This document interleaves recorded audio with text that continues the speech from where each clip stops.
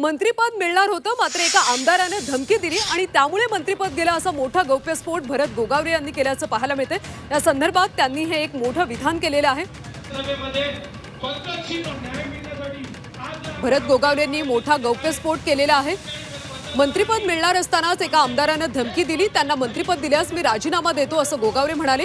धमकी देणाऱ्या आमदाराला आता मुख्यमंत्र्यांनी सिडकोचं अध्यक्षपद दिल्याचं गोगावले म्हणाले। काही आमदारांनी मंत्रिपद न मिळाल्यास बायको आत्महत्या करेल असं म्हणत ब्लॅकमेल केल्याचा दावा सुद्धा गोगावले यांनी केला। तर दुसरीकडे भरत गोगावलेंनी केलेलं विधान माझ्याविषयी नव्हतं असं संजय शिरसाट म्हणाले।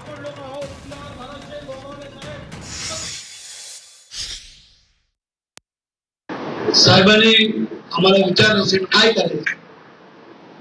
एक जण बोलला मी 12 वाजता राजीनामा देतो, त्याला समजवला, बोलला तुम्ही मंत्रिमंडळाची शपथ घेतली का? मी 12 वाजता राजीनामा देतो म्हणून साहेबांनी कदाचित त्याला आता शेटकोचं चेअरमन पद केलं। लक्षात त्यानंतर एक किस्सा तर एवढा मोठा आहे, लढा सांगायला पाहिजे, कळायला पाहिजे बोले की आता काय करू शेट, तर मला मंत्रिपद नाही भेटलं तर माझी बायको आत्महत्या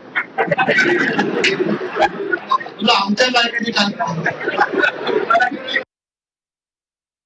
भरत गोगावलेचं स्टेटमेंट ते वेगळ्या अर्थाने वेगळ्या माणसासाठी होतं। मग मला मंत्रिपद जर दिलं नसतं तर मग मी राजीनामा दिला नसता का? तो काळ वेगळा होता। सिडकोचं अध्यक्षपद म्हणाले। सिडकोचं अध्यक्षपद हे आताचा प्रश्न आहे आणि भरत गोगावले आणि माझ्यामध्ये कोणताही वाद नव्हता। आम्ही दोघं पहिल्यापासून एकत्र आहोत। आज भरत गोगावले एसटी महामंडळाचा अध्यक्षपदाचा पदभार स्वीकारतायत।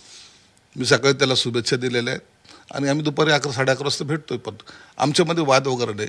भरतच्या तोंडून कधीतरी काहीतरी निघतं म्हणून त्याची बातमी होते, पण भरतच्या मनात काही नसतं आणि मी ते त्याच्या ह्याच्यावर जास्त लक्ष देत नाही। भरत आमचा मित्र आहे।